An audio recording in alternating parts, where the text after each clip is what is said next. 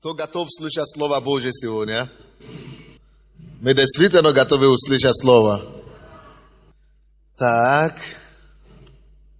Почему-то последнее время Бог мне постоянно дает Слово именно такого плана практического. Слово. Так Бог меня ведет сейчас. Я не могу проповедовать. Я в основном учу практические направления. О чем я хочу проповедовать сегодня? Я хочу проповедовать сегодня на такой теме. Великие дела сразу не рождаются. Я был на служении на выпуске Иисуса Навина и говорил что-то подобное в этом плане. Но Бог мне очень сильно положил на сердце, чтобы именно это слово мы говорили сегодня. Great things don't come suddenly. Для тех, которые на английском говорят. Это тема нашей проповеди сегодня. Great things don't come suddenly.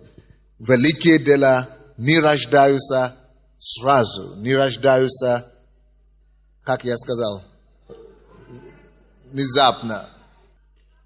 Великие дела внезапно сразу не рождаются. Сразу не рождаются. Вы знаете, великие дела сразу не рождаются. Это правда. Но так часто мир, в котором мы живем, это мир, который в основном терпение отсутствует. Люди не могут терпеть. И вместо терпения, и вместо того, чтобы действительно приложить усилия тому, к чему они стремятся, в основном мы хотим искусственное дела, искусственные чудеса. Зачастую мы стремимся к тому, чтобы получить без труда. Мы стремимся к тому, чтобы сразу иметь, и сразу много иметь, и сразу все сразу иметь. То есть в этом мире такое требование, что надо все сразу и без труда, и без усилия. Но кто из вас знает, что это обман, и это фальшь? Все великое и все долгосрочное всегда требует труд и терпение, чтобы она рождалась. Все великое и все долговечное рождается только через терпение, долготерпение и через труд. И время также нужно для таких вещей. Те вещи, которые обычно приходят к нам без труда, без усилия, которые приходят быстро, без терпения, они так быстро и уходят. Если вы получаете что-то, за чего вы не трудились, большая вероятность, что вы это дело будете терять. Вы потеряете его рано или поздно. Ничего не рождается сразу большое. И ничего сразу не рождается без усилия.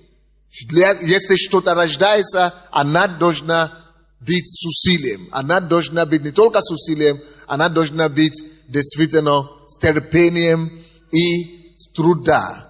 Итак, ничего великое сразу не рождается. Может вот так лучше назвать пробовать. Ничего великое сразу не рождается. Все рождается с малого. Именно малое становится большое. Именно малое становится большое. Малое становится большое. Не пренебрегайте малое начало, друзья мои. Не пренебрегайте малое. Все малое, которое кажется нам сейчас ничтожное, все растет. Малое становится большое. Малое становится большое. Незначительное всегда имеет свойство расти. Но сразу большое ничего не рождается. Итак, не пренебрегайте малое. Не пренебрегайте малое. Малое становится большое. Это закон такой. Если вы видите что-то малое, лучше идти к этой вещи маленькой. Почему? Потому что у него есть перспектива. Она еще будет расти. Но обычно, когда вы идете, и обычно нам тянется к тому, что уже большое. Если оно уже большое, большая вероятность, что оно уже не будет расти. Что оно уже дошло до его пика. Но то, что малое, оно имеет перспективу еще больше расти. Так что, друзья мои, не пренебрегайте ваше малое начало. Мы иногда приходим к Богу, и когда мы к Богу приходим, мы начинаем требовать у Бога, чтобы Бог все сразу дал нам. И мы молимся за чудо. И за это многие даже теряют много возможностей. Мы кроемся, мы кроемся за то, что Бог должен делать нам большое чудо, и из-за этого отказываемся делать маленькие дела, выполнять маленькие обязанности, потому что мы думаем, но Бог же обещал, что Он не сделает. Но слушайте, даже если Бог нам обещал что-то великое, к сожалению, Бог не сможет это великое исполнить в вашей жизни, потому что вы пренебрегали малое, что Он сначала вам дает. Бог, даже прежде чем Бог будет давать вам что-то большое, Он начнет испытывать вас. Он начнет тем, что Он сначала будет давать вам маленькое что-то, незначительное что-то. И если вы будете брать это маленькое, если вы проявите определенную уверенность в это маленькое, тогда только Он пойдет и исполнит то большое, что Он вам обещал. Бог так, просто так не будет вам давать, даже если Он это обещал вам сразу большое. Но, к сожалению, многие верующие, мы обманываемся. Мы думаем, потому что Бог нам показывает большое видение, большое будущее, что маленькое нам не принадлежит. Мы часто думаем, что маленькое это такое дело, это не то, что Бог нам обещал. Но слушайте, да, это правда, что Бог обещал нам быть главой, а не хвостом. Это правда, что Бог обещает нас быть первым и не последним. Но Он сразу это не будет делать. Он сразу не будет тебе дать все прекрасное, что Он тебе обещал. Он сразу не будет тебе давать все прекрасное, что Он тебе говорил. Он начнет с малого. Он очень проверяет твое сердце. Поэтому Он сначала тебе даст такие маленькие дела, маленькие благословения, маленькие чудеса, маленькие возможности, о которых вообще можно было пренебречь. И вообще, на которые зачастую мы не обращаем внимания. Но если мы не заметим эти маленькие возможности, если мы не заметим эти маленькие благословения, слушайте, Бог будет разводить руками. И Он скажет, друг мой дорогой, я тебе обещал, да, действительно, но я тебе обещал, и то, что я тебе обещал, я тебе даю. Но только ты не воспользовался, только ты не взял то, что я тебе даю. Слушайте, друзья мои, все вы слушаете меня, нет? Скажите, малое становится большое. Скажите, Бог сразу большое чудо не дает. Он начинает с малого. Пример. Давайте я вам дам такой пример. Кто из вас знает, что когда Бог хочет дать человеку лес, Он сразу не создает лес. Бог создает семена. Бог просто дает семя. Написано, что семя, каждое семя происходит по роду своему. Когда Бог хотел создать лес, весь лес, который мы видим вокруг себя, Бог сразу не создал лес. Он посеял семена. И семя становится лесом. Когда Бог хотел создать 6 миллиардов людей, которые на свете, что Он делал? Он создал всего лишь двух человека, двух людей. Одну женщину и одного мужчину в единственном числе. Именно мужчина один и женщина одна, они стали теперь 6 миллиардов людей, которые мы видим. Бог ничего сразу не дает большое. Бог дает все сначала с малого. Бог начинает все с малого. Бог сначала дает малое, а потом только это малое, когда мы его воспринимаем, и у нас правильное отношение к нему, это малое растет, становится большое. Итак, заметьте себе такие истины, которые я хочу вам дать. Во-первых, это неправда, что Бог нам не дает благословения на каждый день. На самом деле, Бог каждый день посылает нам благословение. Проблема, которая у нас есть в том, что они выглядят в наших глазах слишком мелкими, что мы их не замечаем. Скажите, Бог посылает благословение каждый день. Только они в маленьких размерах. Поэтому мы его не замечаем. И это наша беда, что мы зачастую пропускаем и пускаем сквозь пальцы те благословения и те возможности, которые Бог нам посылает каждый день. Он каждый день посылает нам кое-какие благословения. Только мы его не видим, потому что зачастую мы сосредоточены и застроены на большие дела. Мы ожидаем, наше ожидание большое не позволяет нам видеть те маленькие возможности, которые Он посылает нам. Итак, второе, что вы должны себе отметить. Бог ожидает от нас, чтобы мы были верными маленьким благословением, чтобы мы были благодарны тем маленьким возможностям, которые Он посылает нам, чтобы мы были верны и воспользовались эти маленькие благословения. Если мы будем верны в этих малых, и будем замечать эти маленькие благословения, маленькие возможности, Бог тогда будет верен нам. Вы знаете, однажды мы объявляли здесь в церкви, что у нас будет конференция, что к нам приедут друзья, что кто хочет, откройте свой дом, принимайте, пожалуйста, людей в свой дом. И одна семья приняли одну пару с другой страны. И эта пара пожила в этом доме. И эта пара даже не, те, которые принимают гостей, даже не знали, кого они приняли. Но когда они приняли их, потом через эту пару, их судьба, их возможности такие открылись для них в жизни, что они нашли работу, они начали ездить за границу, потом устроились на работу за границу, и теперь вся эта семья, они жили в нищете до того, всю жизнь, десятилетиями, но потому что они сделали какой-то маленький добрый жест, то, что они приняли, а у них было миллион оправданий, чтобы не принимать.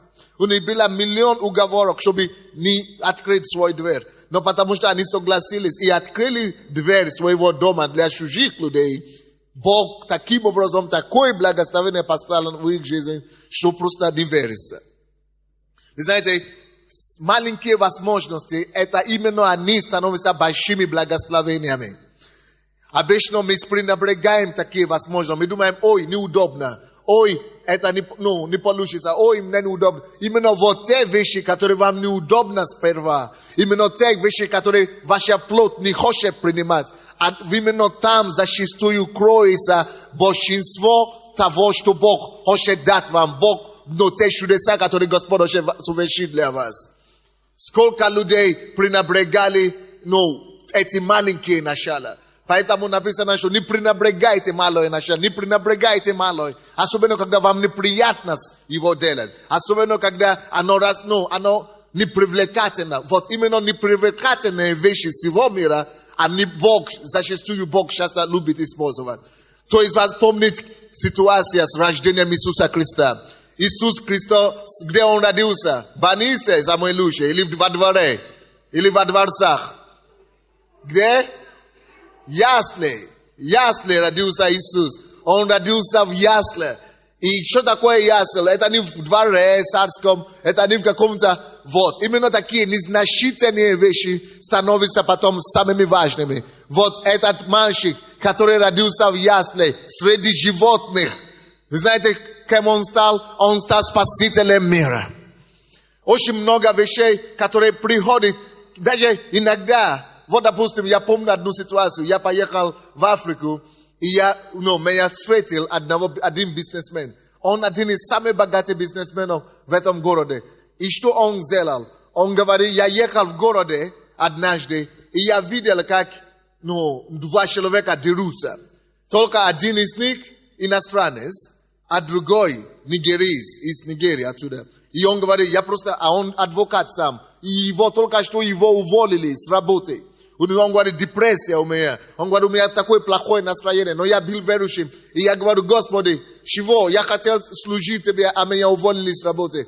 Но когда он увидел, что это человек иностранец, белокожий, И это таксист другой, его дорого, он остановился, и он пошел, он говорит, слушайте, что, он, пошел просто разбираться, помочь этому иностранцу, и говорит, я адвокат, давайте оставьте его и так далее. И он говорит, он мой клиент, давайте, защитил этого человека.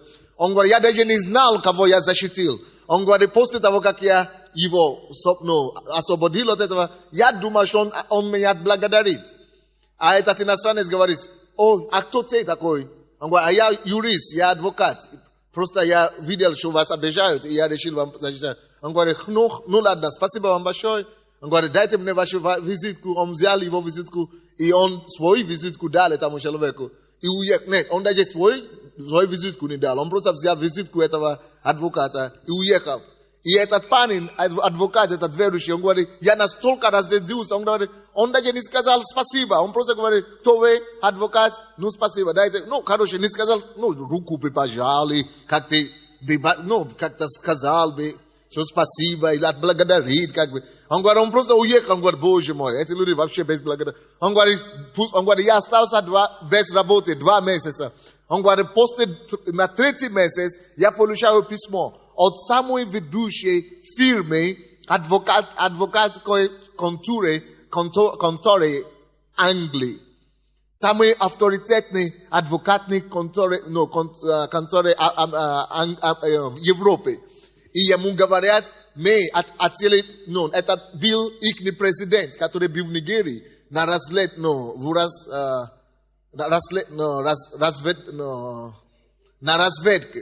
И он говорит, ты даже не знал, кому ты помог. Теперь мы тебя предлагаем быть нашим представителем.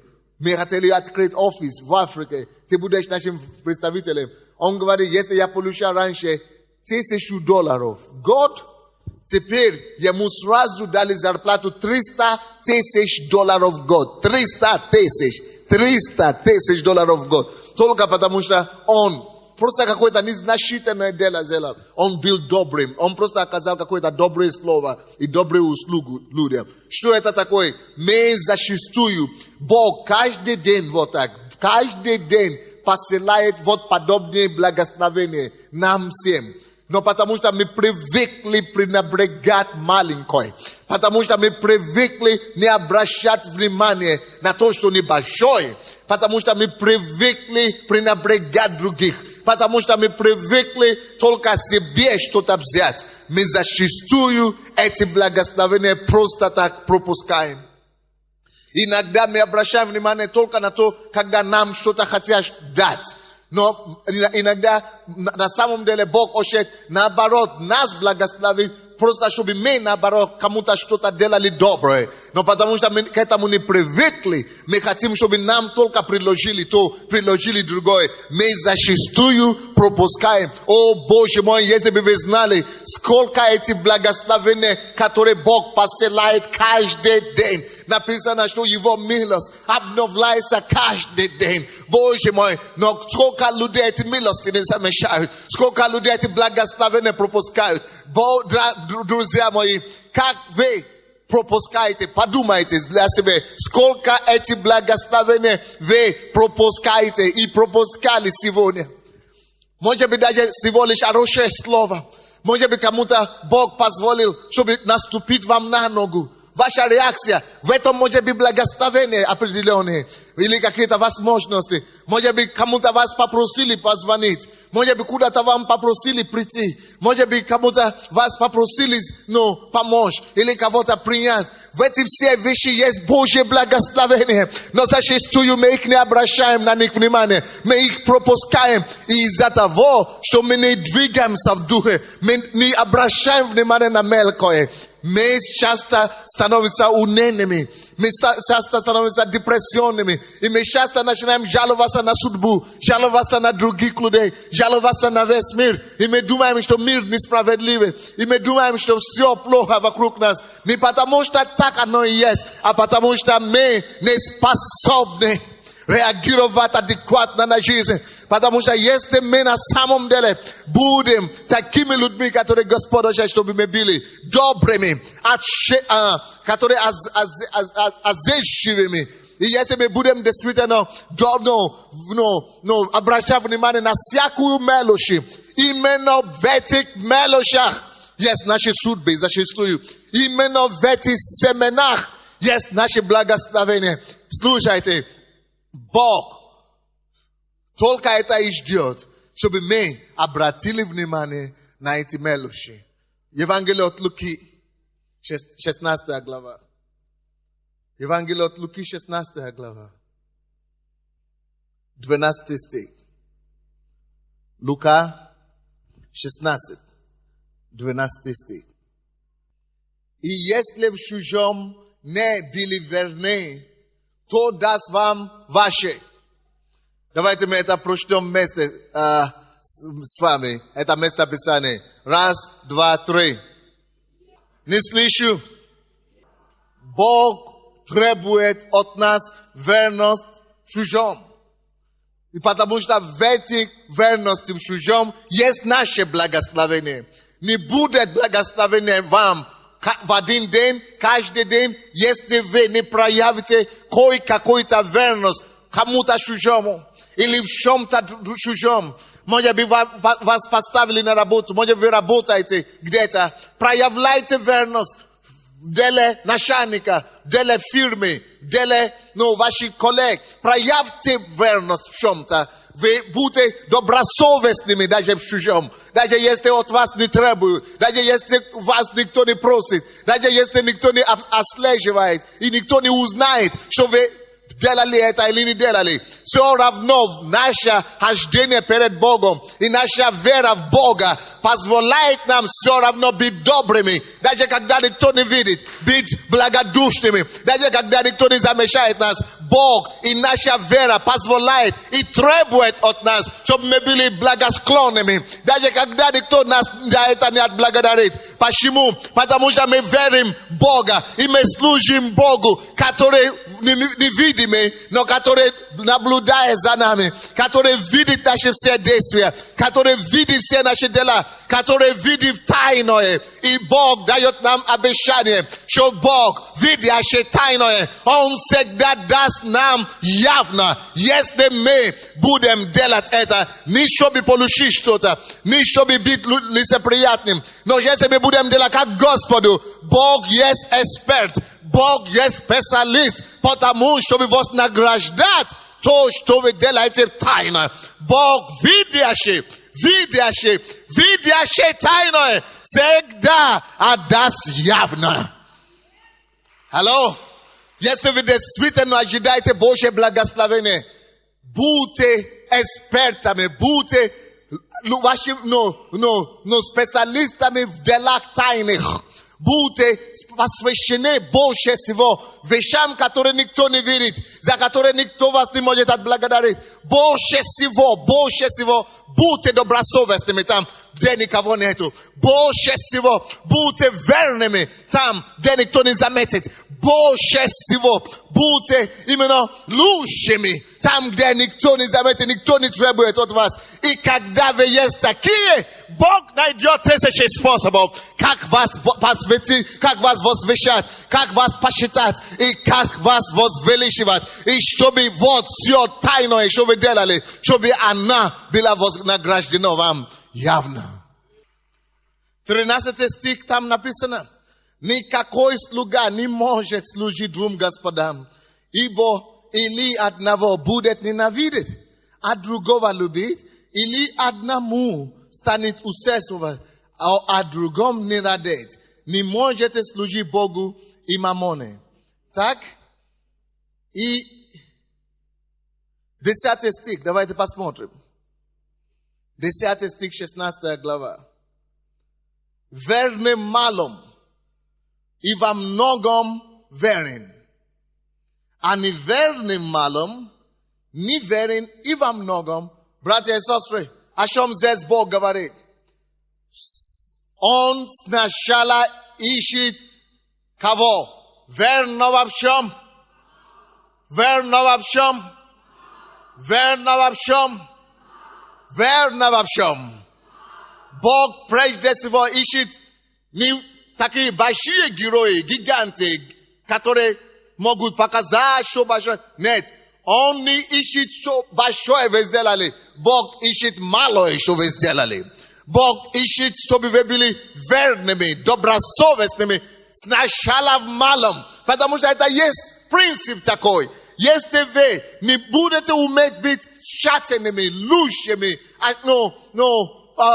остроумными и так далее, в маленьких вещах мира сего, Бог даже вам не даст возможность стать или иметь большое. Давайте начнем что-то делать. Как бы оно не значительно не казалось бы. Как бы они, маленькими не казалось бы. Даже если работу вам предлагают делать работу за бесплатно, иди и устройся на эту работу. Даже бесплатно. Ты будь верен в этом малом. И потом посмотришь, что Бог сделает. Даже если тебя приглашают на работу за $10 в месяц или $100 в месяц, иди все равно. И будь лучшим там. Будь лучшим там. Будь лучше, чем те, которые получают $1 миллион.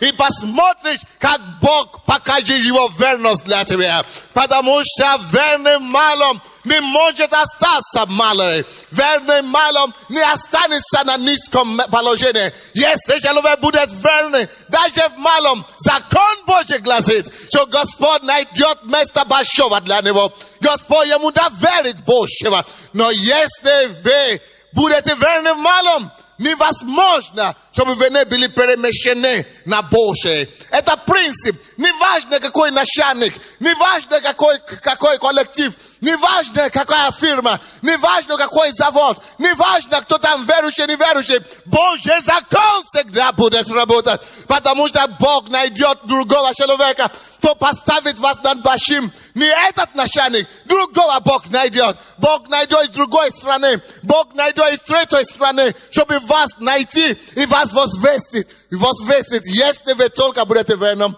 малом и в чужом. Итак, 11 стих. Если вы в неправедном богатстве не были верны, то поверит вам истинное. Многие часто говорят, но это же фирма неверующая, но это же люди неверующие, но это же неверующий начальник, но это же государственное предприятие. Но кому это нужно? Никому не нужно. Да, может быть, никому не нужно, но Богу оно нужно. Аллилуйя. Богу нужно, чтобы ты был верным. Тебе оно нужно, чтобы ты был верным. Может быть, никому не нужно. Но Бог говорит, что даже в неверном богатстве. Даже ты говоришь, но все же обманывают здесь. Но все же такие дуры друг другу. Но это же все украли. Как я могу быть там верным? Бог требует от тебя. Не важно, кто что делает. Не важно, насколько неверно это богатство. Не важно, если они обманывают. Не важно, если они крадут у государства. Не важно, если они не платят налоги. Не важно, если они то другое не делают. Важно, чтобы ты был порядочным. Важно, чтобы ты поступил правильно. Важно, чтобы ты был верным даже в этом деле. Если тебя это дарушили, если тебя это доверили, то ее дело будь порядочным там. Они же продают алкоголь. Они же просят меня наливать. Если ты пошел устроиться на работу, это не твое дело, что они продают. Будь верным. Если официантом, будь лучше официанткой. Если это самое, будь лучшим там, где Бог тебя послал. Не говори, что нет, потому что алкоголь, я буду плохим работником. Это не есть оправдание. Ты со своей стороны написано, все, что находит рука твоя делать, делай как для Господа. Делай все сердцем твоим, все душой твою, как для Господа. Аминь. Итак, Бог посылает возможности и благословения нам всем каждый день, только мы их не замечаем, потому что они выглядят слишком мелкими. Однако Бог хочет, чтобы мы начали их замечать. Мы не заметим большое, так мы не достойны получить большое. Мы не заметим маленькое, так мы не достойны получить большое. Обычно, давайте я вам кое-что скажу. Запишите себе это слово. Обычно люди, которые считают себя слишком крутыми, слишком большими, чтобы делать какое-то маленькое дело, ты знаешь, на самом деле они не большие. Они не большие. На самом деле, если человек отказывается делать какое-то дело и говорит, это ниже меня, ниже моего достоинства, это потому что на самом деле он сам маленький. Это потому что он слишком маленький, чтобы был достоин этого благословения, которое кроется там. Еще раз скажу. Тот, кто говорит, что он слишком большой, и он слишком крутой, чтобы идти на какое-то дело, потому что ниже его достоинства, то на самом деле он слишком маленький внутри. Это в свои глаза он думает, что он большой. Он на самом деле слишком ничтожный, чтобы получить или иметь достоинство большого, или того маленького даже благословения. Если вы думаете, что это слишком маленькая должность, слишком маленькое занятие, значит вы еще меньше, чем этого дела. Значит, вы слишком мелкий. Вы настолько мелкий, что вы даже меньше, чем этого дела, и оно вам поэтому и не подойдет. Вы не заслуживаете, вы не достойны этого маленького дела.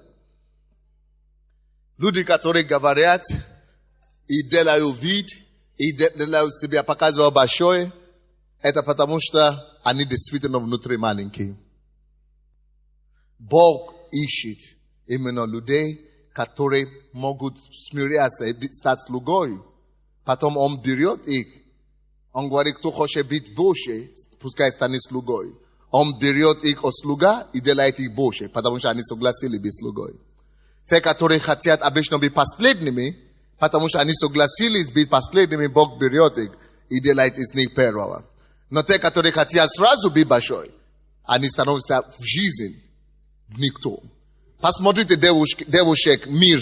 Все девушки, которые становятся проститутками. Почему проблема проституции, она распространена в Украине сегодня? Проституция, потому что девушки хотят сразу много заработать.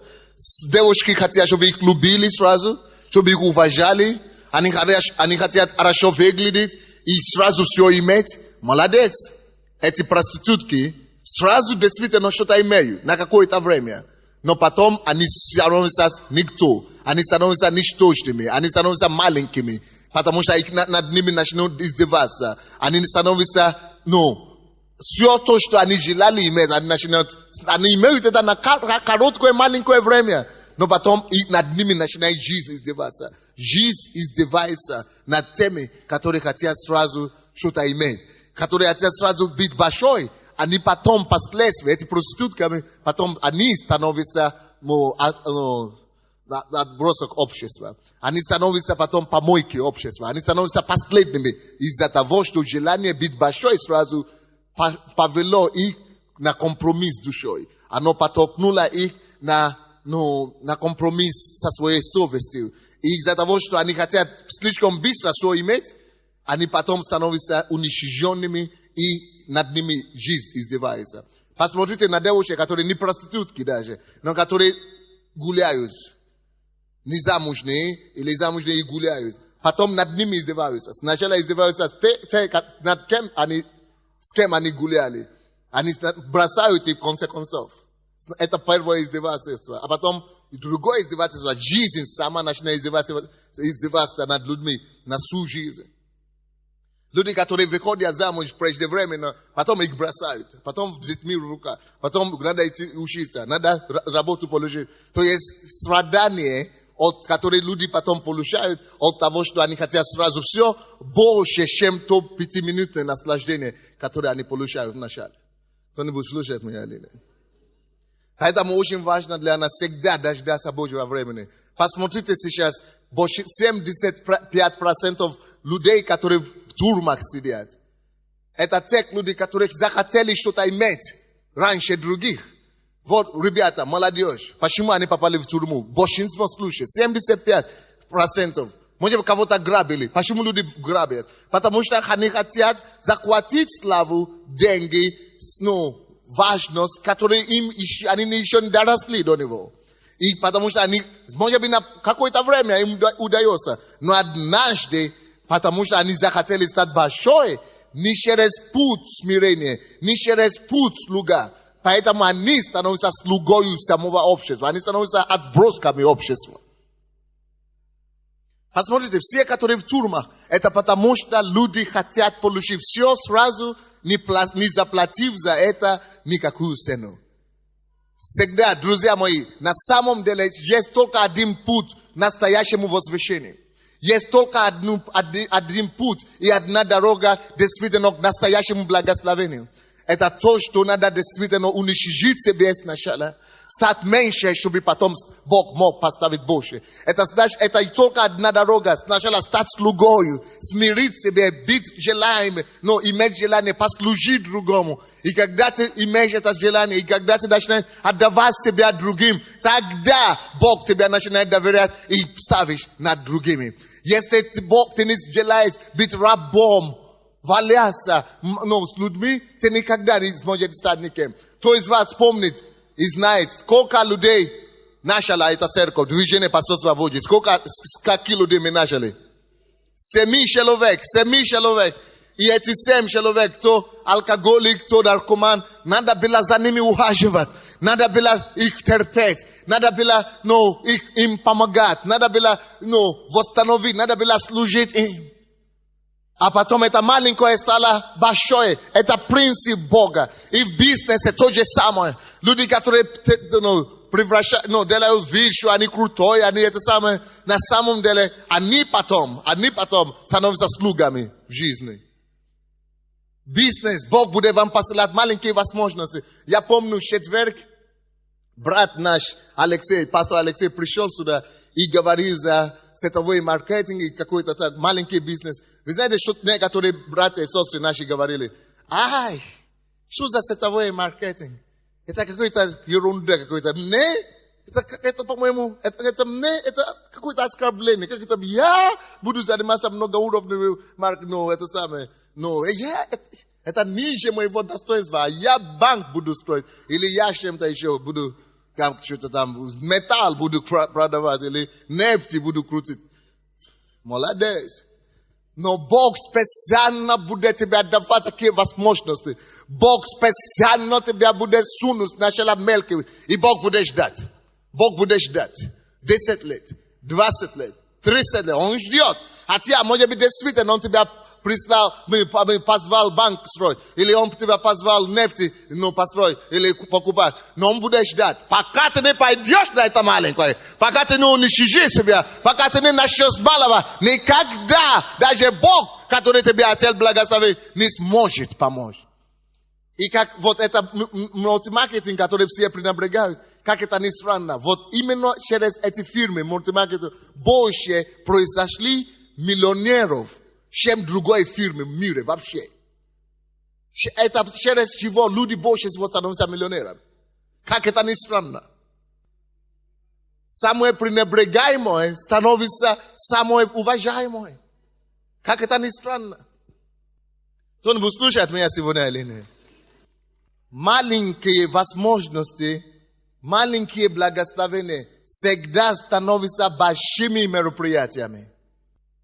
Друзья мои, все великое, что вы видите сегодня, оно когда-то начиналось с малого. Все великое, что вы видите сегодня, все великое, что вы видите сегодня, все, что вы видите сегодня, когда-то началось с малого. С чего началось? Потому что жизнь так устроена, что все должно идти от малого к большому. Step by step, шаг за шагом. И все большие вещи, о чем мы мечтаем, все вещи, о чем вы мечтаете, все великое, что мы мечтаем, оно помещено в маленьких семенах. Все большое, о чем мы мыслим, оно уже есть, но оно есть в маленьком изображении, маленьких вещей. Где там ребенок? Какой это ребенок? Какой-нибудь ребенок есть? Маленький ребенок в зале. Есть какой-нибудь ребенок? До 10 лет ребенка есть в зале? Приводите сюда, бегом, кто-нибудь. У кого ребенок маленький есть там? Мальчик, девушка. Приведите его ко мне, бегом. Или 2. Одна девушка, другой парень. До 10 лет. Это мама, да? Вы отчим. Учитель. Вот, посмотрите на этого ребенка. Это мальчик. Есть девушка? Нет девушки? Хорошо. Кто из вас знает, что вот это мальчик, вот так не... Девушка? Ой, тогда пускай мальчик. Все, спасибо. Кто из вас знает, что эта девушка сразу вот так большой не родилась, не вышла с утробы матери? Хорошо, представьте себе такую ситуацию, когда мама бы сказала, ну зачем мне эта кружечка? Сколько обычно килограмм? 3, 4, 5 килограмм, да не больше? 3, 4. Вот, вам бы дали такого ребенка, маме бы дали такого ребенка 3 или 4 килограмма. Он говорит, это мой ребенок, не, я не хочу маленького крошечка. Кому нужна эта крошечка? Мне нужно, чтобы вот такой уже был. Кто из вас знает, что вот такой мать тому и не видит сына или дочери? Если мать, любая мать или любая папа не готов и не хочет иметь крошечку этого ребенка сначала, тот не достоин иметь и большого. Слышите меня, нет? Почему Бог это делает? Потому что если Бог позволит такому мужику войти в утробу любой женщины, мне все равно сколько ей килограмм, или какая она там большая женщина, она разорвется, она не родит ее, она умрет в процессе. Слушайте, послушайте меня. Те благословения большие, о котором вы мечтаете на сегодняшний день, если Бог бы вам его дал, оно бы убило вас. Алло? То большое, о чем ты мечтаешь, те миллионы, о котором ты мечтаешь, те большие благословения, те положения, о котором ты мечтаешь, Бог тебя любит слишком много, чтобы тебе его дал. Почему Он тебе его не дает? Потому что ты еще не справился с маленьким. Ты должен научиться, ты должен вырабатывать навыки, которые тебе поможет потом справиться с большой, с маленького. Если ты не выработаешь эти навыки, если эти навыки тебя не формируют сначала, если ты не станешь экспертами по шаговым, по всем шагам, по всем уровням, по всем стадии развития, оно тебя убьет. Точно так же, как большой ребенок разорвет любую женщину, то так тебя и уничтожит то большое благословение сразу, о чем ты сейчас молишься и просишь. Благодари Бога, что Он тебя не дал то, что ты просишь. Начни молиться Богу и благодари Ему, что слушай, слава тебе за милость твою, что ты мне еще не дал то, что я прошу. А то ты хочешь иметь сразу взрослую девушку, которая тебе будет помогать по дому. Ты хочешь сразу иметь взрослого мужика, который тебя будет содерживать. Вот этот взрослый мужик 30-летнего, которого ты ждешь. Вот он сейчас. Он пока маленький. Чтобы он тебя полюбил. Чтобы он привык к тебе. Чтобы ценность была в него. Чтобы он потом тебя не бросил. Чтобы он потом вернулся тебе помогать. Это надо воспитывать в нем. И в тебе тоже. Это надо воспитывать в ней. Но если вы сразу хотите иметь большого, это потом может стать самой большой трагедией в вашей жизни. Хочешь мужа? Вот муж здесь, только не сегодня. Набери терпение. Он станет мужем кому-то. Хочет маму. Вот мама. Только она еще, набери терпение. И ты увидишь, что она мама. И у нее будут дети. Она тебя покажет эти детей через 20 лет. Через 20 лет он тебя покажет детей свои. Не пренебрегай ими, пока не маленькими. Все большое Бог уже есть. Но Бог их ложит в маленьких измерениях. Бог специально помещает все большие наши цели, все большие наши стремления, все большие наши благословения, о чем мы мечтаем. Бог помещает их в маленьких семенах, в маленьких формах, чтобы мы научились ухаживать за этими маленькими. И чтобы мы могли своими руками взрастать эти маленькие. Сейчас кого-то Господь хочет исцелить от бесплодия.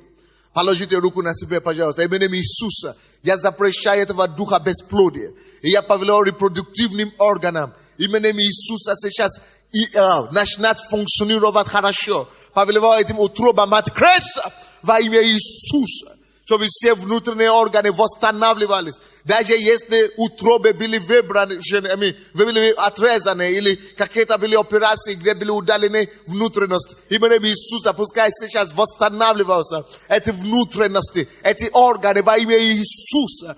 Пусть все созидается, созидательное чудо Божие. А также эрозия, у кого эрозия внутри, именем Иисуса, повелеваем эти эрозии прекратиться во имя Иисуса Христа. Молодец, парень. Ты не хуже меня, потому что скоро ты будешь сильнее меня. Ты тоже. Не слабее меня, скоро ты будешь больше меня. Все, спасибо. Помогите им пройти. Кто понимает, о чем мы говорим? Не откажитесь от этого ребенка. Не откажитесь от этой девушки. Не откажитесь от этого мальчика. Почему? Потому что маленькие, все большие благословения спрятаны в них. Маленькие вещи.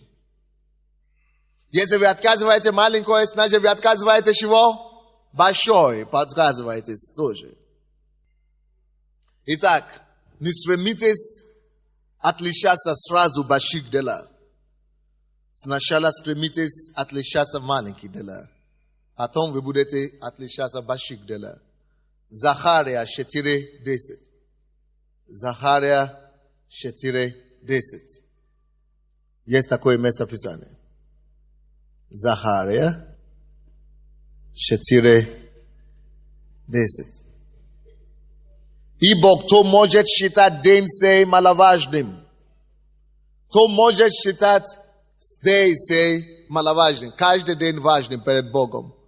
Вы знаете, пока я сейчас говорю, я чувствую, что есть люди в зале, у кого есть свидетельства в этом направлении, которые есть истории, жизненные истории, которые подтверждают эти проповеди. Или наоборот, то есть негативные стороны и позитивные. То есть и плохой пример, и хороший пример. Не стесняйтесь, выходите сюда, мы будем вас слушать. Хорошо? Итак, послушайте, друзья.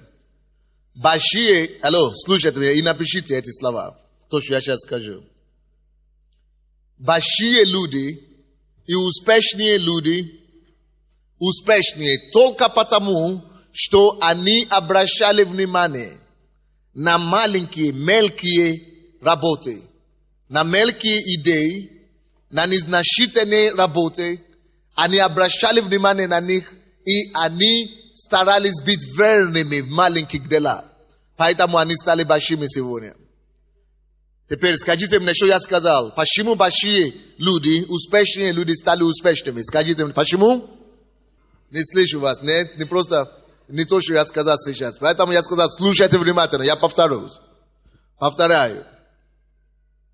Все успешные и большие люди, кто по-настоящему успешные, они стали успешными только потому, что они научились обратить внимание на маленьких, незначительных вещах жизни. Они научились обратить внимание на маленькие, мелкие работы, на деталях. Они научились обратить внимание на маленькие возможности, маленькие идеи, маленькие мысли и так далее. Вот почему они стали большими. Теперь скажите мне, что я сказал. Почему большие люди, успешные люди стали успешными? Как я сказал? Не ответьте мне, вы ответьте мне. Почему большие, успешные люди стали такими? Почему они стали успешными? А? Еще раз. Раз, два, три.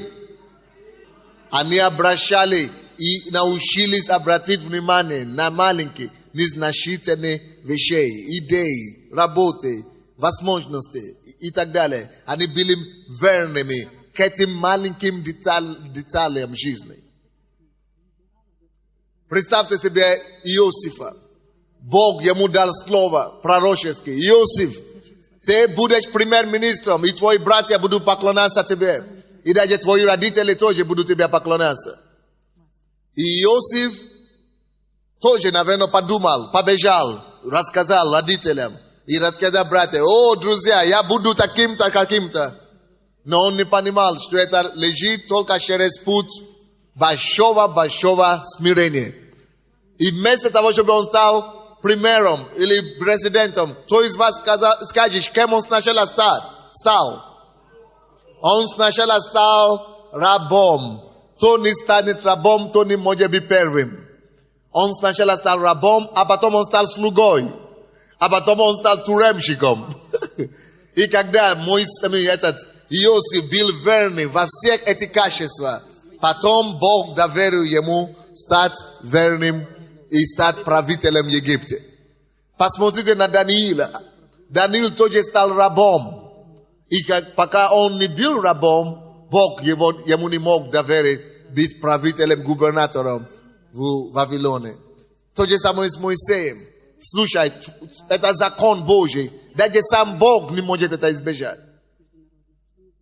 Даже Иисус оставил небо, оставил прелесть неба, оставил славу неба. Сначала он стал рабом. Он брал на себя образ человека, Филиппийцам 2, с 1 по 5 стих, по 9 стих. Алло, тише, не надо в микрофон говорить. И после того только Бог дал ему имя, которое выше всякого имени. И поэтому все преклоняются перед ним до сих пор. Алло, мы созданы, как все живое, чтобы расти постепенно, чтобы развиваться. Если мы не хотим развиваться, мы хотим сразу стать большой, то мы уничтожим себя. Мы уничтожаем себя, если мы не хотим расти плавно. Все, уже есть люди, да? Потому что обычно некоторые люди начинают прибегать сюда, когда уже начинают выступать, то нельзя, надо с самого начала прибежать. Давайте уберем эту кафедру и будем слушать ваши истории. Кто из вас думает, что это слово нужно ему сегодня? Дайте Богу славу. Мы потом будем молиться. Не спешите расходиться. Не спешите расходиться, потому что мы будем потом молиться по этому слову. А также, вы, наверное, уже слышали, кто не имеет домашней группы, вот здесь есть столик для домашней группы. Вы можете найти себя лидера здесь. Кто не верный в малом, даже в этих домашних группах, кто не верный в малом, тот не достоин быть верным в большом. Дайте мне стул это, пожалуйста. Здравствуйте. Не надо было выключить. Просто я вам сказал, не говорить. Не надо его выключить, только нельзя говорить. Здравствуйте, церковь. В подтверждении слов пастыря, учась в библейском колледже, однажды я сказала своим сокурсникам: вы знаете, Бог по великой своей любви не дает нам финансы. Почему? Потому что у студентов иногда бывают такие моменты, что финансов нет. Они смеялись, но я им сказала: ребята, получив сейчас большие деньги, вы просто можете пропасть, уйти от Бога. Я еще добавлю к тому, что сестра говорит. По своей великой любви Бог не дает нам финансы. Это правда, но только на 50%. Много финансов. Бог хочет дать вам много финансов уже сегодня. Но почему Он не дает? Он сначала ждет, чтобы мы были подготовленными. Чтобы мы были подготовленными через маленькие шаги. Если мы ничего не делаем, мы ничего не делали до сих пор, и с тех пор ничего не будем делать, то никогда Он не даст. Но если мы сейчас же начнем быть верными и начнем приобретать знания, умения, навыки, и начнем упражняться в деньгах, то тут же Он уже начнет давать нам. То есть Бог хочет нам дать большие деньги, но чтобы мы начали и приобретать знания и умения, и тогда будет. Совершенно верно. Именно получив знания, как управлять деньгами, то, что учат нас в церкви, то, что учит пастырь, школы есть в церкви. И я, пользуясь моментом, приглашаю вас в семейную школу, как пастор семейной школы. Пожалуйста, по пятницам и субботам приходите. Я вам скажу быстро телефон или историк семейного консультирования. 530-2100. Наталья Дмитриевна, будьте благословенны. Спасибо. Здравствуйте, я хочу засвидетельствовать. 4 года назад я закончила Первый курс юридического факультета. И тогда Леонид Михайлович делал объявление, что можно к нему подходить с просьбами как к народному депутату. И пастор Виталий мне посоветовал подойти и устроиться туда на работу, хотя бы бесплатно там послужить, чем я могу. Я на следующий день пошла, подала заявление, они были очень удивлены, что я хочу работать бесплатно, но Леонид Михайлович дал разрешение взять меня на зарплату $50. Это было мое первое рабочее место по специальности. После первого курса, это для меня свидетельство. И через некоторое время после работы там я подошла к нему, попросила, чтобы мне повысили зарплату, предоставила отчет, и он посмотрел, чем я занимаюсь, и повысил мне зарплату. Сейчас я в декретном отпуске, но все равно для меня это большое свидетельство, потому что у меня есть место работы, и я была знакома лично с Леонидом Михайловичем и познала его как хорошего человека. Спасибо. Суть в том, что если бы она не пошла устроиться бесплатно на эту работу, ее бы не взяли на большой. Если бы она не пошла бесплатно, ее бы не взяли. Теперь у нее есть опыт и зарплата. Добрый день, церковь. Я хочу сказать то, что произошло с нами 2 года назад, когда Бог дал нам откровение, что мы должны начать хвалу и поклонение. И мы, верны в малом, с квартиры 2-комнатной начали просто поклоняться Богу. И вы знаете, мы сказали, мы не будем ни у кого ничего просить, у нас есть Бог, Он нам дал, и мы будем верны в этом и будем двигаться. Вы знаете, за очень короткое время Бог нам дал хорошее помещение, где мы поклоняемся Богу, и уже спустя 2 года. Но самое важно то, что у Бога была определенная цель через то малое, чтобы доверить нам большее. Бог доверил нам Украину, Бог дал нам социальное направление, где теперь мы можем работать в масштабе Украины, не просто в одном городе. И сейчас мы очень, было откровение в том, чтобы открыть такую организацию по всей Украине, чтобы это было 12 тысяч. И мы, как пастор говорил, мы хотели, чтобы это было сразу, но Бог этого не дал, потому что мы не были готовы. Я вам пытался тогда говорить. Да, пастор, я помню. Я говорю, не бросайте себя на выборы, не двигайте. Я говорю, пока вы не зарегистрируетесь, эти ваши осередки. Я говорю, сколько осередок вы уже зарегистрировали? Вы сказали 1000. Я говорю, зарегистрируйте хотя бы 6000, 5000. Тогда вы сможете только выиграть выборы. Но просто бросаться, говорить, а мы верим в чудеса. Слушай, Бог не глупый Бог. Бог есть разумный Бог. Если вы не будете идти по его законам, он не может сам нарушить свой закон. Правильно? Да. То же самое я вам сейчас говорю. К следующим выборам, если вы сделаете эти осередки, вы выиграете выборы, но не будете делать. То же самая история будет повторяться. Да, но я хочу сказать, что люди уже сами к нам звонят, и сами уже интересуются, и сами хотят, зная нашу программу, зная то, что мы хотим делать. Но и это еще не все. Мы сейчас выходим на то движение, когда мы выходим в социальную сферу. Это тюрьмы, это объединения по всей Украине, это инвалиды. То есть у Бога женщины, у Бога очень большие планы. Но если мы только будем верны в малом, мы будем познавать, мы будем приобретать опыт, знания для того, чтобы это потом удержать, и оно могло двигаться. Спасибо. Здравствуйте, церковь. У меня свидетельство как раз по поводу проповеди. Меня зовут Светлана, мне 18 лет. Вот. У меня с 14 лет была мечта стать радиоведущим. Но тогда я была неверующая, я думала, что я могу? Кто я такая? Это для звезд, это для таких людей, которые там где-то высоко. То есть я обыкновенный человек с обыкновенной семьи. И недавно, уже верующая, я закончила курсы радиоведущих. Я помогала директору этих курсов. То есть нужно было послужить, вот пастор говорил, верный в малом. Я ксерила бумажки бесплатно, я его благословляла своим трудом. Я говорила, пускай не за деньги, бесплатно я ему сделаю. И в один прекрасный день он позвонил мне и сказал, Света, я тебе так благодарен. Я хочу, чтобы ты у меня работала. Сколько ты получаешь? Я сказала сумму. Он сказал, ты у меня в 2 раза больше будешь получать. Иди ко мне работать. И сейчас я правая рука на этих курсах радиоведущих у директора. Это первое свидетельство. И второе свидетельство, я закончила эти курсы. И многие мои друзья, которые со мной учились, это человек 10, они ходят по радиостанциям, они ищут работу, и никто их не берет. А я сижу дома, и я не ходила. Я спрашивала Бога: Боже, что ты хочешь от меня? Что ты хочешь от моей жизни? Стоит ли мне туда идти? Твоя ли воля? Я сидела дома и молилась. Молилась и все. И в один день, вот недавно, мне позвонил директор радиостанции и сказал: здравствуйте, я по поводу объявления. Вы нуждаетесь в работе радиоведущего? То есть меня берут на радио «Континент», 94,2 FM волна. Вот просто я ничего не искала. Слава Богу, аллилуйя, церковь. Но зато исполнила закон. Аминь, да. Закон верности в малом.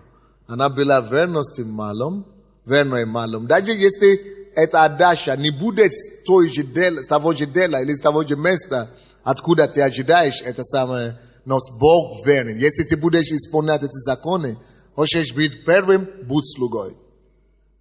Хочешь быть большим, будь рабом. Если вы не готовы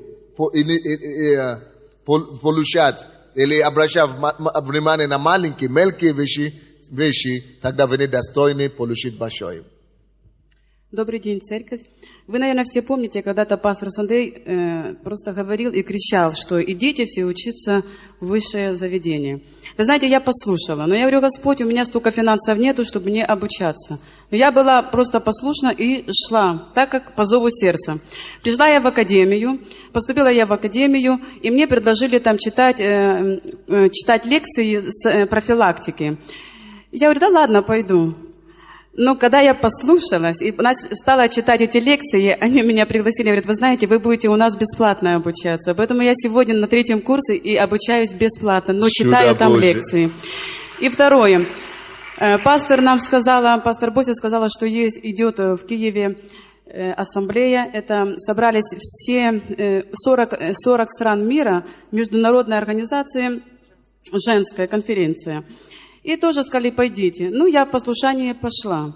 Вы знаете, что Бог сделает? Написано в Слове, что мы будем стоять среди вельмож, а не среди простого народа. Там собралась элита, можно сказать, женская. Там собрались ратники, то есть люди, которые представляют, можно сказать, глав администраций, глав президентов. И мне очень понравилось, как они высказывались, что они говорили. Но мы начали сеять наши брошюры, приглашали их на наши конференции, мужскую и женскую. Вы знаете, все согласны, сердца открыты. Но самое главное, что я хочу сказать, что вот лично я встречалась и с Павленко, и с заступником мэра, заступником премьер-министра, помощником Ющенко.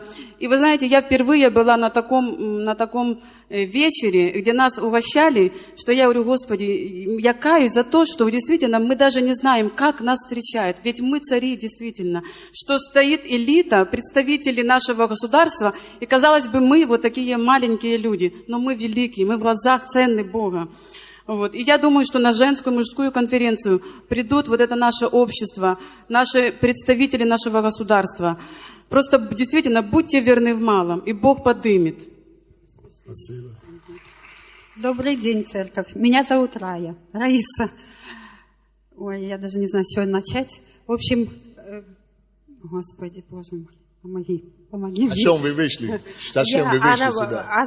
Чудо. И я была верна в малом. И Бог сделал просто чудо. Хотя начиналось все с негатива. Я работала в Черемшине, я парикмахер по профессии, работала в Черемшине. И в советское время, в общем, мы выкупали эти здания, нас выкинули оттуда. Я осталась неудел. И у меня была 2-комнатная квартира, я принимала своих клиентов у себя в коридоре, обслуживала. У меня постоянные люди были, я работаю без хвастовства, нормально, хорошо, и отбоя не было от клиентов. Но много вещей я делала неправильных, только пришла в церковь. Безответственность я продала, разделился дом и пал. Я потеряла жилье, и я пошла служить детям беспризорным. На рембазе там мы собирали детей и кормили. И я носила, была одна сестричка, она благотворительностью занималась. Она здесь есть, конечно, служит тоже в этой церкви. И я носила обеды. Я носила вот с радостью, да. И вдруг меня выводят на работу. Когда я потеряла квартиру, я начала работать, бегать по клиентам. К ним домой начала ходить. Я их обслуживала, приходила, кто сколько даст. Говорю, я за все благодарна. Бог дал работу мне, вывел меня на площади Славы. И, в общем, вначале это была отпускная кампания, я каждый день работала. Это был август месяц, сентябрь, в октябре я просто выпала. Дали мне 1 день. Всего-навсего в неделю работать. И опять я продолжала по кругу бегать, обслуживать людей. И, конечно, мало, я пошла техничкой работать. Место было уборщицы. Прийти перед работой нужно было успеть, ключа не было. Либо после работы успеть убрать, пока придут клиенты. Я делала с радостью. Да, делала, продолжала. Мне добавили дни. Это еще не закончилось. Нет, я сейчас стою на постоянном месте. Приходила моя коллега, и когда увидела, где я работаю временно, 2 дня в неделю, она говорит, отсюда только выносит вперед ногами. Ты никогда здесь постоянное место не получишь. Но я сейчас стою на постоянном месте. Это просто чудо. Бог, я не знаю, как это было, но прошло объявление, что продается наша парикмахерская. Наши постоянные люди, которые работали 25 лет, рядом взяли в аренду, взяли в долг деньги и ушли. А мне осталось место. Пришла еще моя коллега, она тоже в нашу церковь ходит, и мы стоим теперь вдвоем на постоянном месте. И теперь... Да. За верность. И теперь что? О жилье. Я, в общем-то, конечно, я прошла круг, где попала, потому что потеряла жилье. По собственной глупости ничего не говорю. Но сейчас я живу в Царском селе. Когда у меня была 2-комнатная квартира, я с трудом оплачивала 110 гривен. Сейчас я плачу 1100 гривен. В Царском селе я живу во дворце. И мне хватает, я обеспечена. Я не знаю, что будет дальше. Господу, но пока я служу ему, как могу. Добрый день, меня зовут Александр. 2 года назад со мной произошла интересная вещь. Я с большой, очень престижной работы пришлось опуститься на уровень таксиста. Купил свою машину и поехал работать в компании 059. Но я всегда держал перед собой то, о чем учил нас пастор, что в любом малом действительно надо искать великое. И я целый год ездил, общался с клиентами и изучал проблемы, которые есть в этой службе. Через год я помню тот день, когда я проснулся и сказал, здесь надо что-то очень сильно изменить. И у меня с администрацией компании вообще никаких отношений не было. То есть я просто знал директора, но даже не участвовал в делах администрации. За 2 недели бесплатно я пришел к директору и говорю, Андрей, давай мы решим вот такие вопросы. Я вижу вот такое для них решение. У него были круглые глаза. Я говорю, мне нужно только пост начальника отдела развития, зарплата такая-то, место такое-то. В тот же день во всей компании у меня был самый современный компьютер, через 2 недели буквально. И самое интересное, что когда ты опускаешься в самый низ, ищешь проблемы и решаешь проблемы людей. Вот я решил проблему для 650 водителей. Сразу, за 1 день. Они просто проснулись в 1 день, получили газету и поняли, что целый ряд вопросов для них был решен сразу, моментально. Вот. Когда вы находите решение для других людей, жизнь сама начнет выталкивать вас на самый верх. Я стал начальником отдела развития, потом через полгода был уже директором транспортной компании, мы занимались навигацией, грузами и всем остальным. Вот с простого таксиста. Класс, спасибо большое. Добрый день, дорогая церковь. У меня были проблемы. Я положила деньги, небольшую сумму в банк, и вдруг банк обанкротился. Значит, люди, которые подавали в суд, ходили к Национальному банку с требованиями, я же была уверена, что я все получу, потому что я уверена в Боге. Мы с домашней группой очень молились. В домашнюю группу ходит даже моя мама, ей 89-й год. И вот в этом месяце я получила все свои деньги. Несмотря на то, что люди, которые, я говорила, что все-таки надо молиться и надо быть с Богом. И приглашала в домашнюю группу, но они еще, видно, не созрели к этому. Я приношу благодарение Господу, Богу нашему, и призываю всех, кто еще не имеет домашней группы, пожалуйста, найдите. Спасибо вам большое. Если вы И слава, вся слава и вся честь Богу нашему. Если вы хотите найти домашнюю группу вот Нет, здесь... я уже нашла давно. Не вам. А вы призываете людей, я вам помогаю призывать. Вот те, которые в зале еще не нашли, вы пойдите туда, можно найти. Но я еще вам сказал, бабушка и сестра, которые следующие. Вы последние два люди, которые вышли после того, как я сказал, уже все, кто не успел. Я всегда говорю, и у нас, слушайте, я хочу помочь нам разбить эту какую-то ложную скромность и эту нрава, эту культуру, плохую культуру, которая у нас есть. Когда мы призываем людей, у всех есть что-то на сердце сказать, и жду, я не буду первым, я не пойду сначала. И пока мы не увидели, что другие шли, тогда мы начинаем догонять и бежать. Поэтому я дал инструкции группе порядка, что пускай не пускают людей. Если вы побежали первыми, только этим мы будем давать слово. Кто не умеет бежать первыми, тот недостоин. Это тоже об этой теме. Кто не умеет быть первыми, кто не умеет быть шустрым, кто не умеет быть лучшим, кто не умеет идти первыми, тот недостоин вообще стоять и говорить. Поэтому я еще раз повторяю, не ради вас, а ради уже тех, которые там в зале. Если когда-нибудь у вас будет на сердце, мы будем призывать, вы уже чувствуете, что если буду призывать, я пойду. Вы уже должны быть на косточке, на конце стула, вы уже должны уже готовы бежать, когда вас позовут. А когда все уже закончились выходить, и только тогда вы начинаете идти, как королева или как король Нидерландов, то вас не пустим. То есть давайте начнем быть шустрыми, быть первыми, а не последними. Спасибо большое. Исправимся. Спасибо. И это к вам, это. Да, хотя я вас приглашал, и когда сам приглашал. Даже при этом вы бы сюда не попали.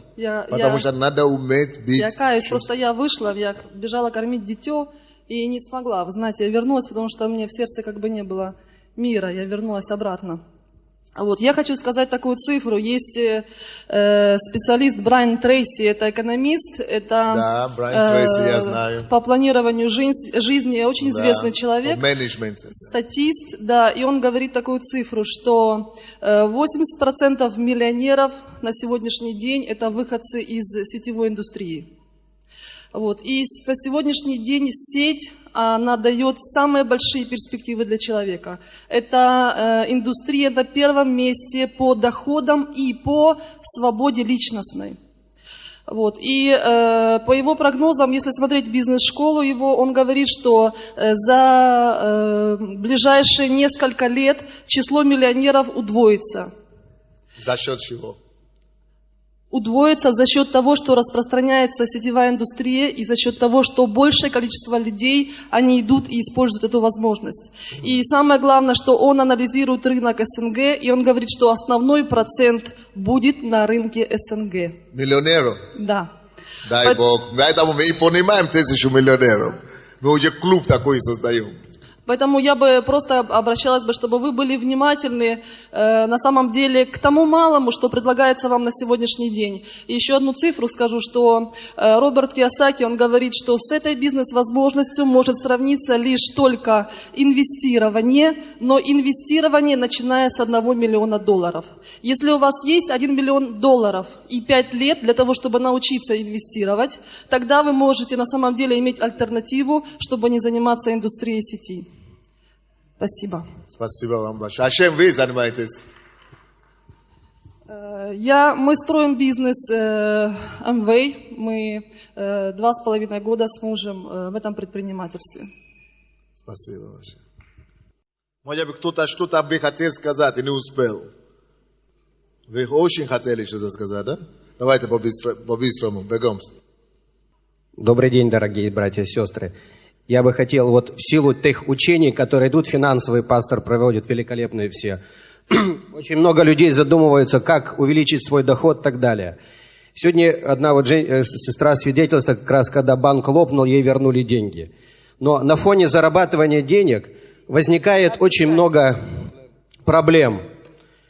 Возникает очень много людей, которые создают какие-то свои ячейки, на своих квартирах, которые создают какие-то финансовые организации, объявляют, что они верующие люди, приглашают других людей и подручные расписки какие-то бесправовые собирают у людей большие деньги. $1000 люди приходят, сдают, им обещают 5-10% в месяц давать, на какие-то квартиры они будут покупать.